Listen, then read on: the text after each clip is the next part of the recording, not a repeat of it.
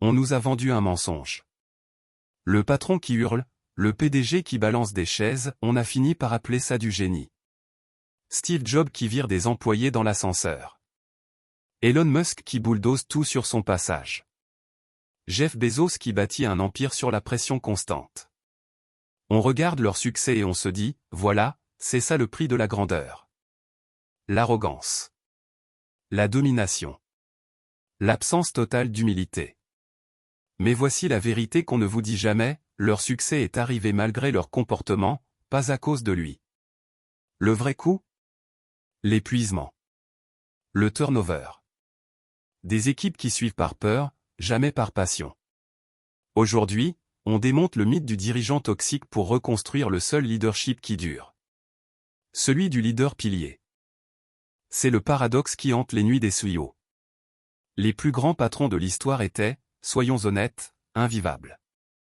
Bill Gates et ses colères légendaires. Steve Ballmer qui lançait littéralement des chaises. Andy Grove, chez Intel, tellement intense qu'un employé s'est évanoui en pleine évaluation. Et pourtant, ils ont bâti des empires. Apple, Microsoft, Intel, Amazon. Des icônes. Alors on a absorbé cette idée dangereuse, que l'arrogance est le prix du génie. Que l'humilité est une faiblesse. Les médias célèbrent le visionnaire abrasif. Les films glorifient le brillant jerk. Résultat? On a fini par croire que dominer, c'est diriger. Mais la science raconte une toute autre histoire. Parlons stratégie. D'un côté, le narcissique. Il attire. Il fascine. Son charisme est magnétique, au début. C'est la phase 1. Puis, phase 2, le quotidien s'installe. Et le génie devient juste, insupportable. La collaboration devient un cauchemar.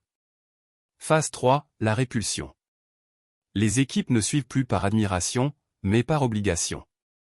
La peur remplace la passion. De l'autre côté, le leader humble. Plus lent au démarrage, il pose des fondations. Il ne brûle pas les étapes. Phase 2, l'adhésion est sincère. Elle n'est pas forcée. Phase 3, l'engagement est indestructible. Comme le dit David Ekman, troquer l'arrogance contre l'humilité, ce n'est pas devenir faible. C'est bâtir une structure qui ne s'effrite pas. Mais c'est quoi, au juste, l'humilité? Trop de gens la confondent avec la mollesse. L'effacement. La faiblesse. C'est une erreur. L'humilité n'est pas un trait de caractère passif, c'est une discipline quotidienne. 3 piliers. 1. La transparence. Admettre ses erreurs sans trembler. Dire je me suis trompé sans que ça soit une tragédie. 2. La reconnaissance. Mettre la lumière sur les autres, pas sur soi. Souligner ce que l'équipe a apporté. 3. L'apprentissage continu. Être la personne dans la pièce qui a le plus soif d'apprendre, même face à un stagiaire. Ce n'est pas de la modestie de façade. C'est de la force, avec les oreilles grandes ouvertes. Voici l'erreur classique. Croire que l'humilité doit être totale. Sans nuance. Sans stratégie. Non. Le lieu dicte l'action. En face à face, 1 contre 1, dans l'intimité de la relation, l'humilité est une arme absolue. Reconnaître une faille à un collègue? Ça crée une sécurité psychologique immédiate. Ça lui dit, tu peux être humain, toi aussi. Mais en public? Devant le marché, devant l'entreprise entière, devant une large audience?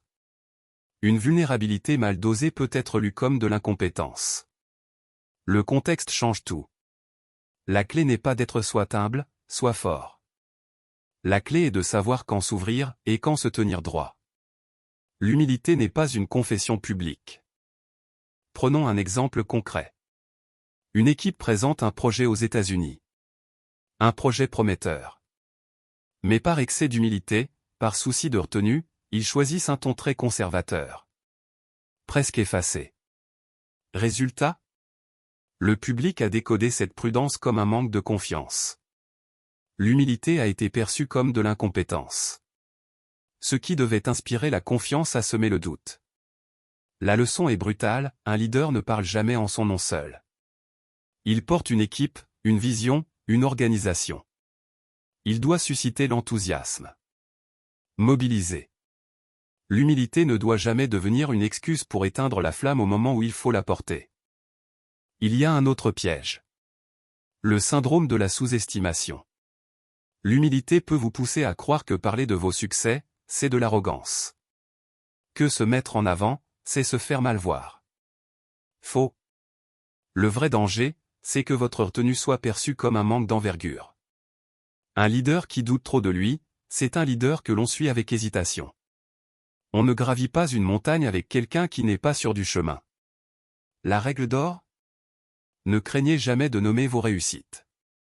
À une condition, reconnaissez systématiquement la contribution de ceux qui y ont participé. Mettez en lumière l'équipe. Valorisez les talents qui vous entourent. Et votre succès deviendra légitime. Collectif.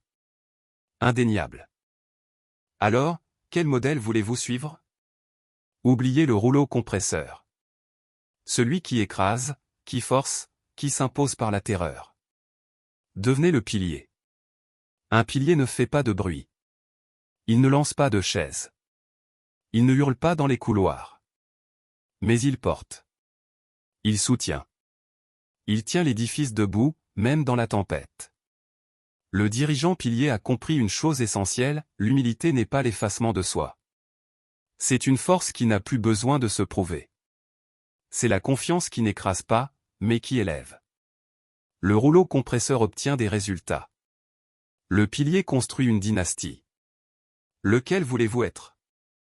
Au fond, la force d'un leader ne réside pas dans son autorité, mais dans son influence. L'autorité, on vous la donne par un titre. Un poste. Un bureau au dernier étage. On peut vous la retirer demain, du jour au lendemain. L'influence, elle, se gagne. Elle ne se décrète pas. Elle se propage. Elle devient la culture même de votre organisation. Elle vous survit. Alors posez-vous la question, bâtissez-vous une carrière sur l'autorité, ou un héritage sur l'influence ? Le rouleau compresseur attire l'attention. Le pilier, on s'en souvient. Lequel voulez-vous être ? Dites-le moi en commentaire. Et si vous connaissez quelqu'un qui confond encore arrogance et leadership, partagez-lui cette vidéo. Parce qu'à force de célébrer les mauvais modèles, on finit par oublier ce qui fait vraiment un grand leader. Merci d'avoir été là.